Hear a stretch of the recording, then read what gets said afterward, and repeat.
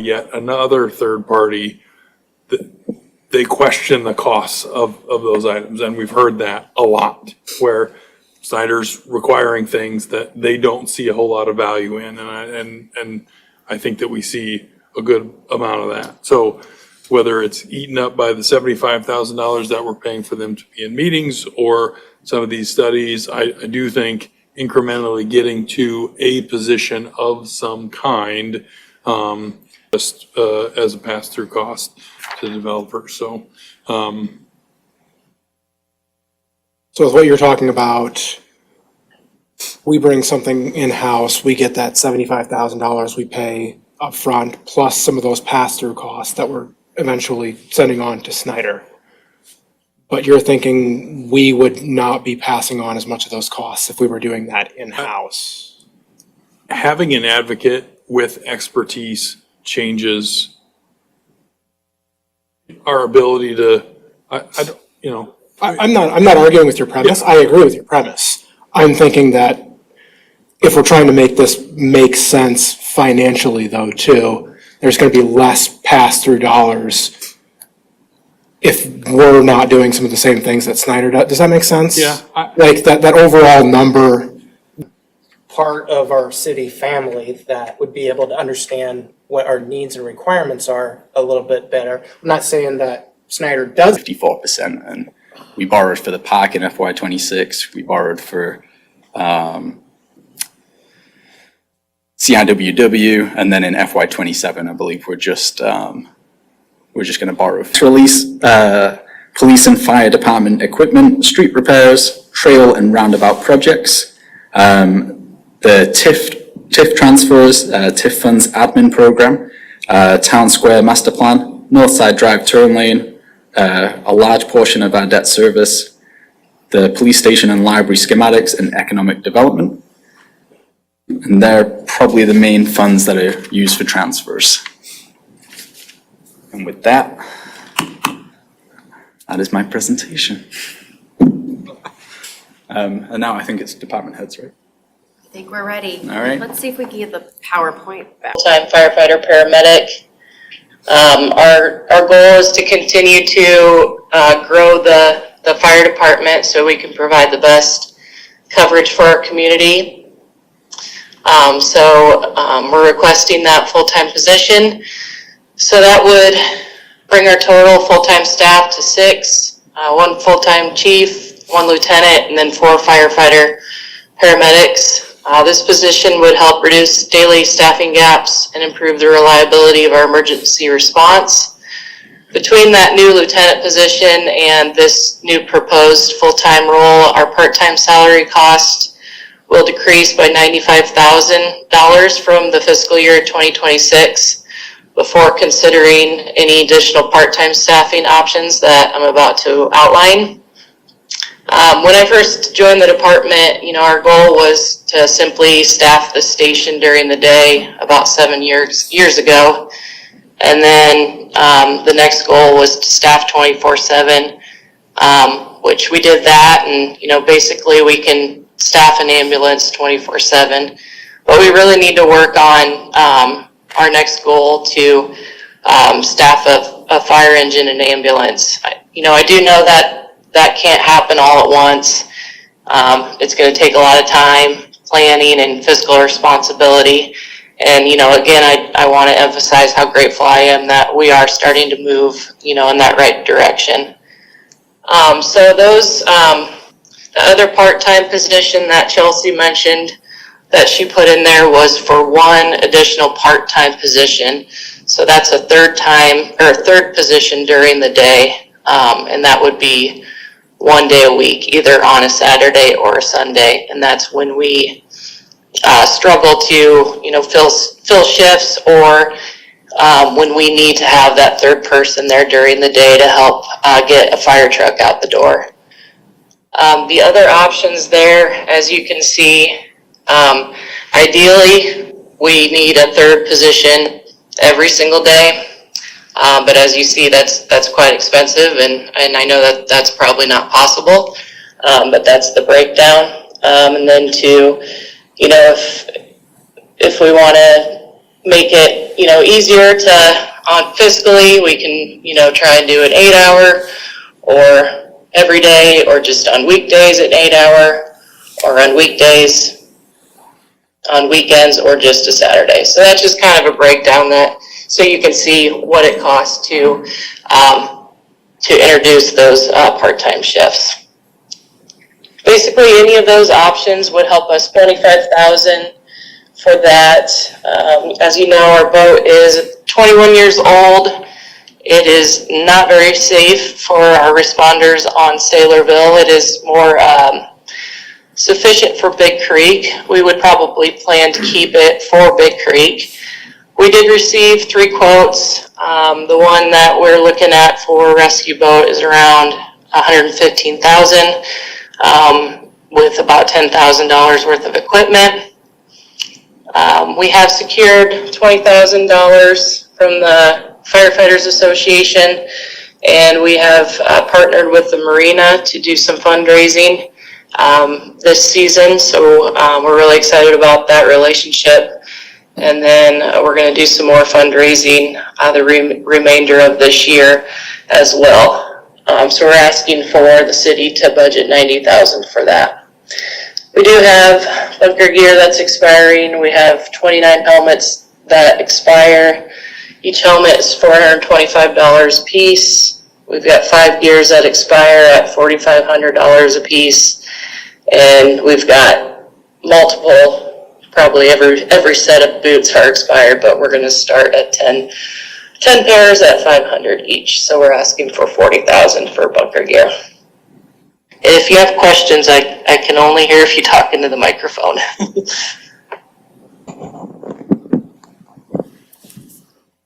That those years are calendar years and not fiscal year.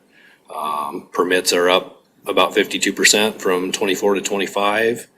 The numbers there on the right side are new single families. So you can see we're kind of on a good trend there, up 36%. Anticipate that trend to continue.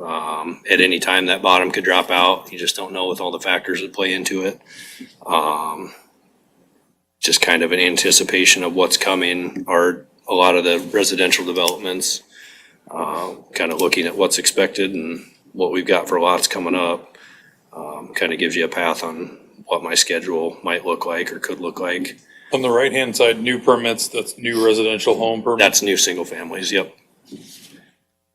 So Cody, real quick, for the Four Seasons, I thought we heard on Monday that was a 200 and some number. So it'd be Aspen Ridge Circle currently. That's part of the Four Seasons, which has been developed, so you can Okay. eliminate those numbers Sounds good, thank you. from the total. And then, like I say, we've got a lot of interest and kind of anticipate some commercial development here coming up. So that could suck a little more time out of my schedule. It's a little more in-depth for the plan review and inspection side of it, but Your lips to God's ears. hopefully, all that comes to fruition and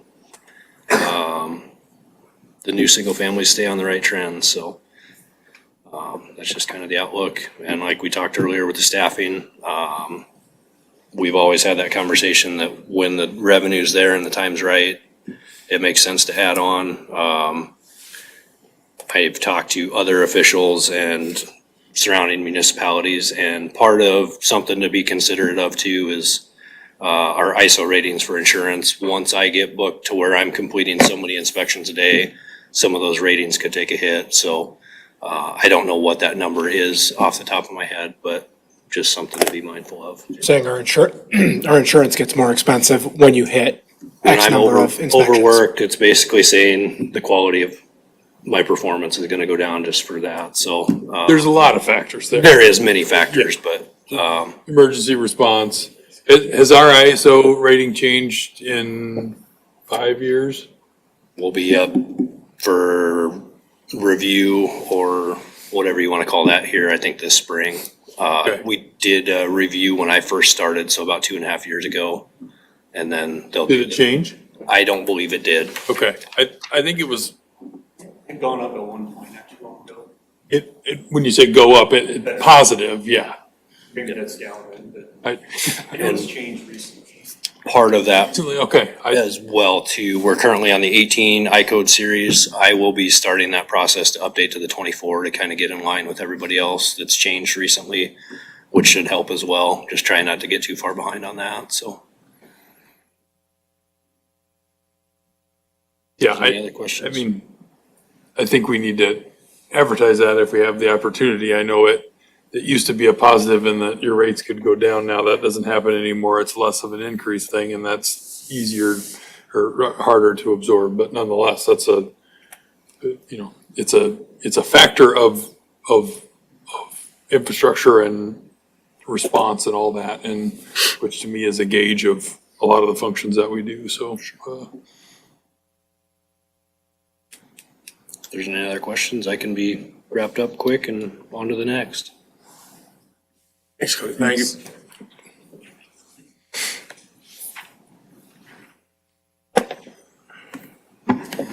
All right, good evening, folks. The Parks and Rec Department is looking at about $628,000 for this upcoming fiscal. That is an increase. Like mentioned before, staffing has increased, adding the recreation coordinator position, and then potentially the part-time position as well. A few other items I wanted to highlight. Because of the regional park project getting started, phase 1 there, we will incur some additional mowing and chemical application costs, and I kind of broke those down there. It's going to be about $32,000. So a lot of that is attributed to the mowing of phase 1, which is about 14 acres, and mowing it in a way that promotes. Yeah, just think the arrow. There you go. I think I've only got Just one. hit down. Okay, thank you. Ready. Yeah, so tonight I think we're kind of lucky here on my presentation because we talked about one of the bigger items already, which is the street repair project and sidewalk repair. So we can take that one right off the list and move forward. So you can see that we are talking about, when we talk about public works, we talk about 4 different budgets. We all know that. So the operating expenses right there are in front of you, $770,000 for streets. Water is $2,200,000. Sanitary sewer is $1.9 million, and stormwater is $83,000.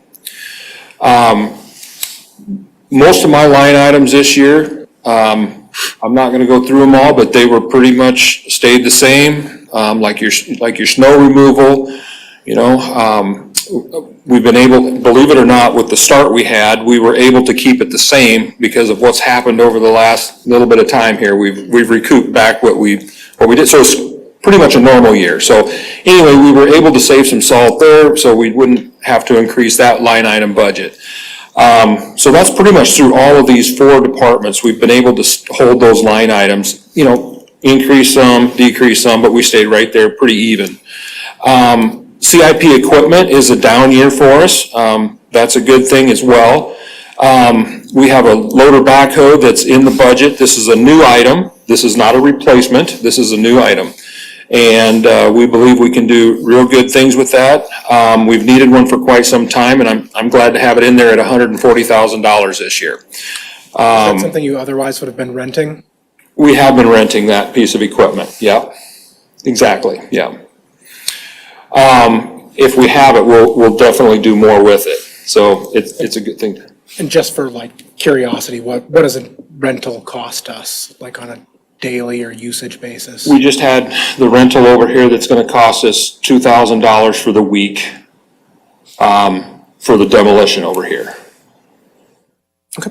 Now, we don't normally rent for a week. We usually rent daily, 2 days, something like that. But it's been, I bet we rent that thing probably now about 5 to 10 times a year.